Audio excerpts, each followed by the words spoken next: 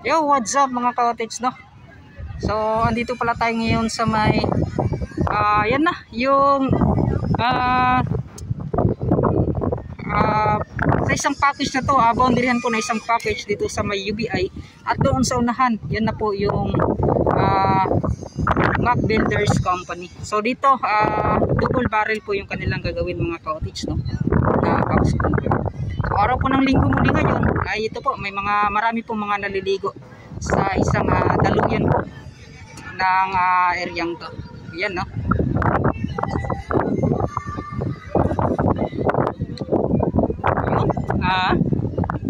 Nambak. High tide na ba ron o pa low tide na? Pakaan na, patako ng dagat, no? Yan, so shoutout guys sa mga nadiri. So mga cottage, ito po yung update natin. So babaybayin natin hanggang doon sa unahan ano yung mga makuha nating update. Yan, so let's go. Yo mga cottage, dito na po tayo. Yan, so di lang po ako muna pinakisilip sa inyo doon sa bunganga ng gagawing ginawa nilang minor bridge kasi ginawa nilang box culvert. Ngayon napakaraming tao din kasi. Yan, no? So maraming mga disturbo sa ating pagbablog. At yun nga po mga cottage, gusto rin naman nila makapag-shoutout pero napakarami din. Hindi ako makapag-focus sa ating mga ina-update. Yan. So para din natin sila na madisturbo at wala din mga masabi yung mga viewers natin. Yun, no?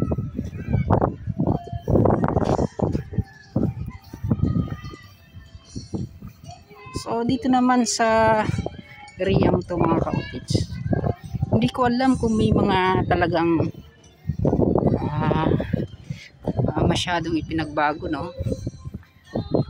So yung mga nakita ko lang ay nagpantay na talaga yung taas po sa kanilang ginagawa. Yan, no? Yung pagtambak nila ng lupa dun sa kabilang package. Yan.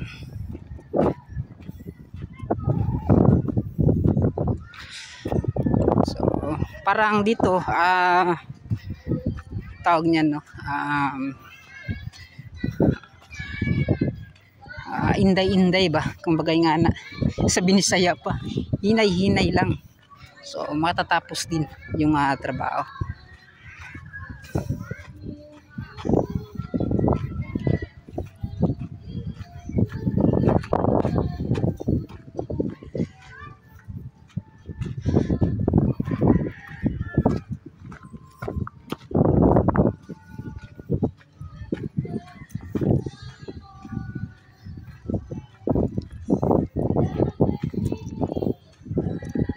So yun mga cottage, no, dito banda yan sa kanilang pagpader na yan. So hanggang dito yung nasa mga 40 meters ata yung kanilang nagawa.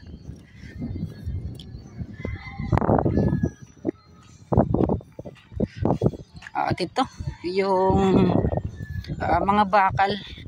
So ito na, nakaporma po. Para ito ay bubuhusan para magawa na po yung girder para sa gagawing minor bridge dyan.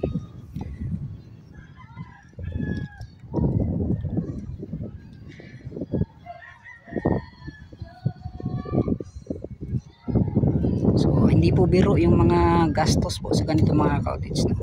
Kasi yun nga po ay chine-check and taste pa po yan nila kung matibay ba o hindi. Yan, so sa ganito po napakaraming mga bakal na kanilang inilagay dito. So sigurado. So yung mga i-check naman po nila yung halo po nila ng semento kung tama ba or okay ba, sakto ba sa itong paggawa nila ng girder. Yan.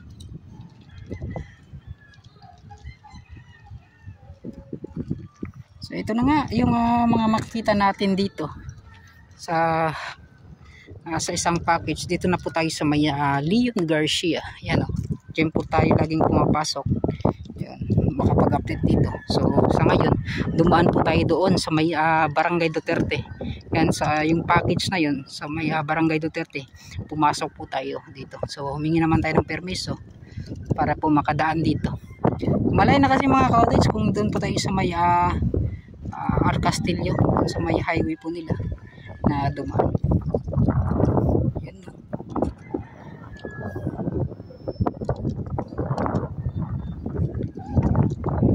So walang magtatrabaho kasi yun nga po, araw ng linggo ngayon. Ito yung makikita natin.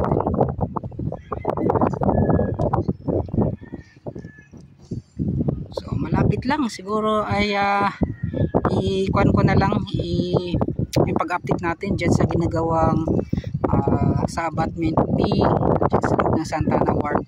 So magdudugtong dito sa ginagawang Coastal Road at sa may Leon Garcia. Yan. So ipapakita natin yung kanilang ginagawang modular segmental blocks. Kung ano na nga ba yung mga nagbago, ano nga ba yung mga balita natin. Yan, no? So mga ka-outage, samahan niyo ako, pupunta na po tayo dun sa unahan. Hindi na lang po ako daan dito. Yun nga po, kasi yun nga po napakuan na tawag niyan. Nahiya na ako sa pagdaan dyan banda. So yun nga po, nakasarado lang kasi mga ka-outage yung mga kuan talaga. Humingi naman tayo ng permiso at minsan din tinatawag tayo ni sir na kung daan ka, so pwede doon. Yan, so hindi na lang po muna. So sa ngayon dito lang po tayo dadaan sa itong area po ng sa daanan po ng Leon Garcia. So yun, abang-abang na lang tayo sa pagbalik natin. Ano na naman yung mga magbago dito. So yun, kita-kits tayo doon sa loob ng Santa Ana Ward. Let's go. Yun mga ka-outage, no, dito na tayo sa ginagawang minor bridge. So doon po tayo kanina sa taas. Yan. So dito matagal-tagal pa natin makikita yung forma sa paggawa ng minor bridge. Kasi nga po wala pa tayong mga nakitang girder na natapos na. Yan. So gaya nga ng sinabi ko, napakatagal pa na proseso din. Buwan din yung bibilangin bago pa matuyo. Yun, may check, matitest pa. So bago pa maikabit, may latag ang girder sa ginagawang minor bridge. So yun, no. So punta tayo doon sa unahan. Yan. So doon din may ginawa rin silang mga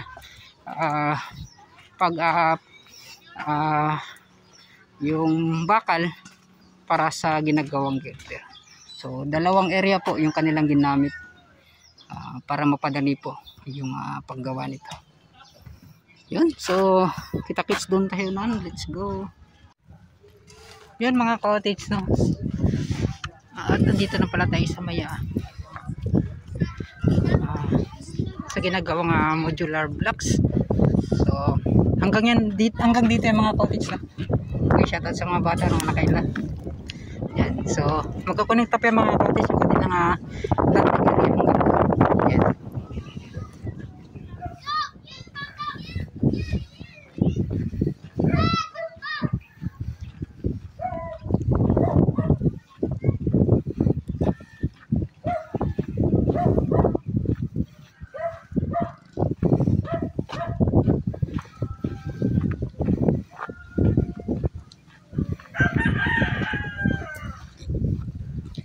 Yun, no.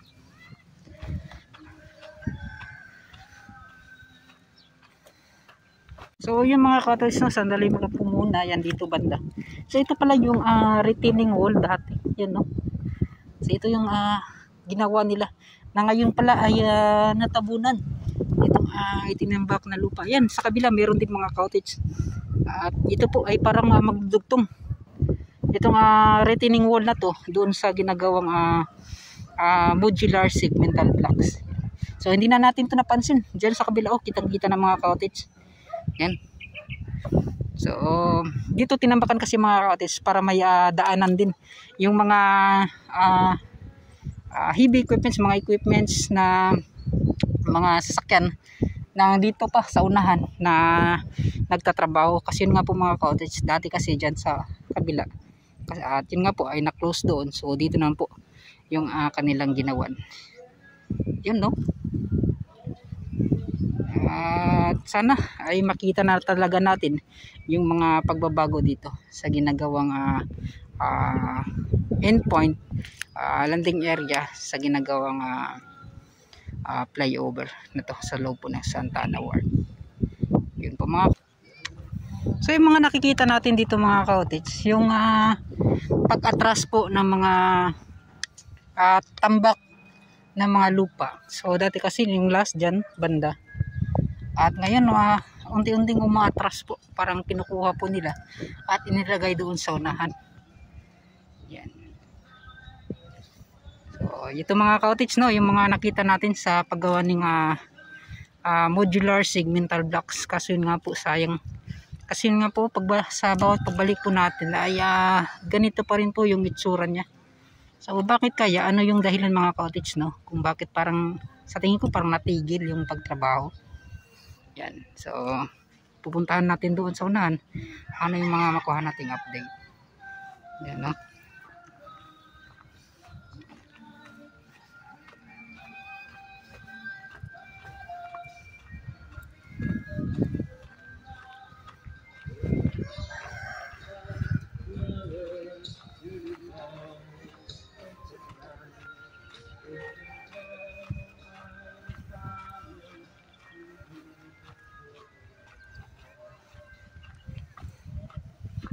Kasi nga po mga ka-cottage, yung pagkakaalam ko dito is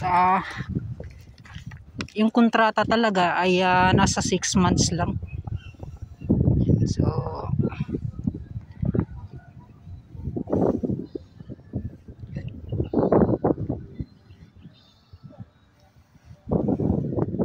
yan, no. So ito parang bago ata. Yan, bago yan mga ka-cottage. Yung ginagawa talaga nila mga ka-cottage, itong mga mga pilote dati ay tinikuan talaga nila. Parang pinapakita talaga nila ba yung dating tinambak dito, hinukay muli, kinuha. At yung ipinalit nila mga ka-cottage, yung purong buhangin. Yan, no. So katulad nito, tinitest po yan nila na nasa 195 to 95 pataas po. Nakalimutan ko yung pang test po na yun. So yun po yung kanilang ginagamit. Ay tinitest po nila yung mga buhangin na to, mga lupa na to. Yan. Para po malaman nila kung tama po yung na-measure po nila na para po sa paglagay ng mga buhangin dito. Kasi hindi po yan yung 202 yung kanilang ginamit mga ka-cottage. 201 yung 0 yun na po yung mga pino, yung 1 yun po yung 1 inches, at yung 2 yun po yung 2 inches na tawag niyan, yung 2 inches na bato o mga graba. So yun po yung tinawag nilang 201. So yun mga ka-cottage, no.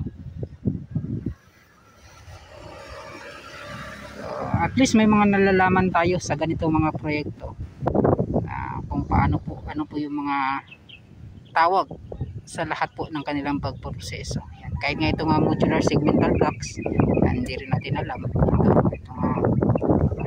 Geograde, yan, 50 years po ito mabubulok mga ka-cottage. Itong Geojob textile, pari-pareho din yan, nasa 50 years po bago pa mabubulok itong mga gamit nila. Ayan, para po sa paggawa ng ganitong proyekto. Yun. So ano pa ba yung mga makikita natin? So ito lang, galing po tayo dun sa unahan sa may Leon Garcia at hanggang dito sa loob po ng Santa Ana Ward. So kulang lang mga ka-cottage, no, kulang yung mga masyadong nakuha nating mga update na medyo nagbago talaga. So more on hindi pa masyadong nagalaw, or sa tingin ko mga ka-cottage, may mga ganito kasi na pangyayari. Kaya po kasi hindi pa nila parang pinataas yung tambak. Kasi nga po mas maganda yung sinasabi ko na masyadong kung naulanan siya or nabasa. Kasi yun nga po mga ka-cottage, yung mga kwan is mas lalong yung sa ilalim na hindi masyadong nalagyan ng lupa o mga buhangin ay makokompact po yan mga ka-outage. So yun po yung kagandahan kapag lagi po siyang nababasa or nauulanan. So yun.